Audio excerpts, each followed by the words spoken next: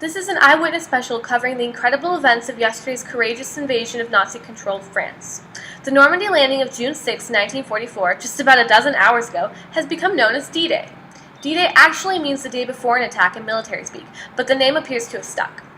The strategic bombings prior to D-Day significantly weakened the Nazi forces in France enough to establish Allied air superiority, allowing this invasion to be launched with confidence. Winston Churchill's mentality of inevitable war in France led directly down this road, along with Hitler's ruthless expansion. The Soviet Union was fighting the Nazis on the Eastern Front, essentially offering the Allies the time required to develop their forces. Under these circumstances, Britain and America, which was involved after the tragic events of Pearl Harbor, had an obligation to Joseph Stalin to intervene.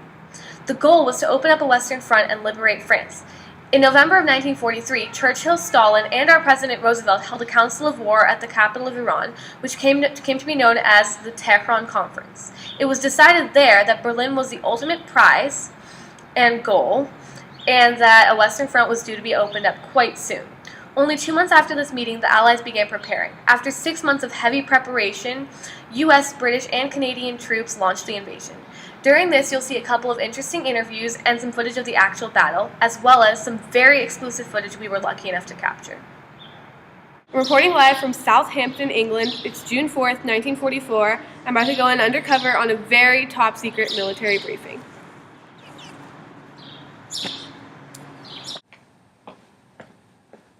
Good afternoon, gentlemen. Today is the day that you will be briefed on possibly the most important military offensive in the 20th century. This is Operation Overlord, the invasion of France. You'll be broken into 3 individual task forces: the American Task Force, the English Task Force, and the Canadian Task Force. These task forces are obligated with taking 5 individual beachheads: Utah, Omaha, Gold, Juno, and Sword. You will be assisted by elements of the 101st and 82nd Airborne, which are obligated to take key military positions such as Saint-Marclis and Carentan.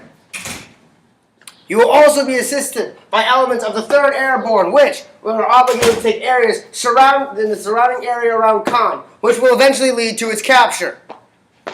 There are also elements of the 2nd Ranger Battalion, which are obligated with taking the Pointe de Houto, which must be taken if the invasion on Utah and Omaha is to succeed. Now, to ensure the success of this operation, we've created a grand deception plot, codenamed Operation Fortitude. This operation is established by Patton himself, which stations a fake inflatable army in the Dover region of France to make the Nazis believe that we are coming at the Pas de Calais. Well, let's just say he's going to get a real rude awakening. Now, to further assist you in this operation, we have set up a line of naval forces all across this seaboard. At precisely 600 hours, we will open fire and obliterate all forces along the coastline.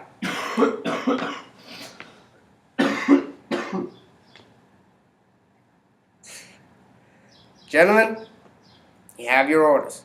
Godspeed.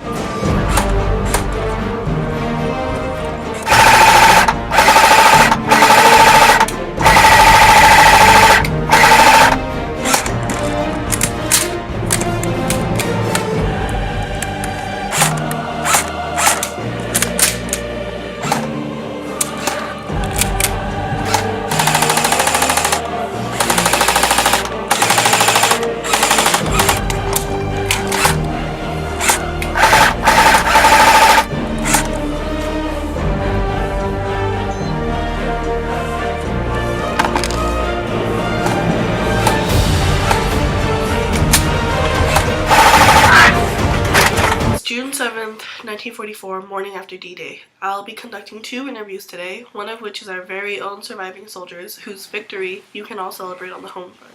The second interview is going to be with the one and only Adolf Hitler, just after his defeat at Normandy. Joining us currently is George Smith, a U.S. soldier. How do you feel right now? I feel very vulnerable. Like, everybody's been on edge. Like, I can't explain it.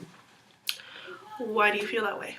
just all those people I grew up with or just met. Everybody knew each other. Just now I see them like bodies just stockpiled. Do you think the grand deception worked? I mean, what's the grand deception? Like, if you want us to get on land, then yes, technically, but like, there's gonna be some people that are severely scarred for a long time. That's horrible. How many soldiers do you think was lost? Too many to count. Like, I don't even want to think about it right now. Like, there's just bodies piling up, it seems.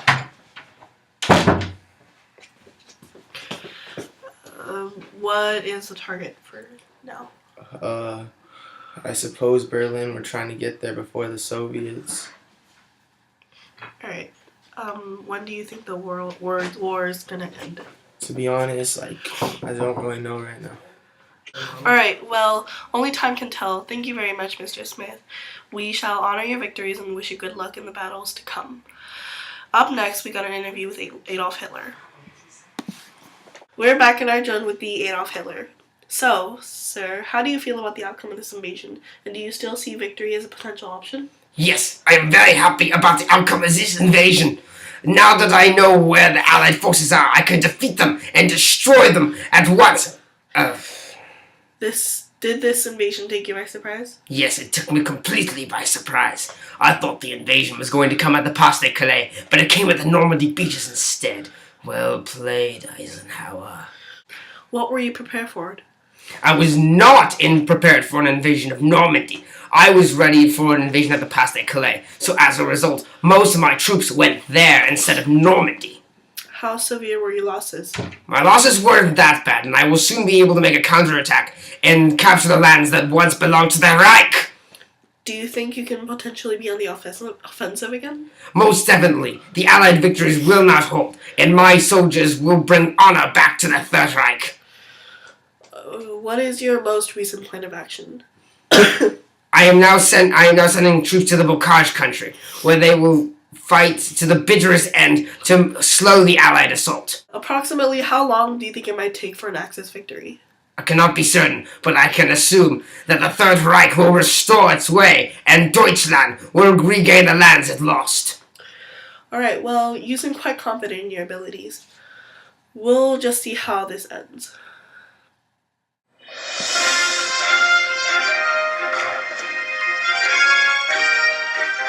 As shown throughout this incredible live footage from yesterday's attack, the battle was costly but invariably successful. Specific casualty count has yet to be determined, but the Allies lost a widely estimated number of between 4,000 and 9,000 men. Of the 5 beaches aimed for, all were seized and 2 beachheads were joined successfully within the day. After 24 hours of tough battle, the Allies have continued pushing further into Europe, forcing the Germans into a severe defensive. It looks quite hopeful that France will soon be liberated and the Allies will make their way to Berlin. D-Day appears to mark the beginning of the end and shines hope for the world. Thank you. Es reicht im Osten, über Eiben oben, über der heißen Osten, über der reichen Osten, an der Schnitzel Deutschland. Baruch in der Weizen, etwa der Americano, etwa der nein, nein, nein, nein, nein, nein, nein, nein.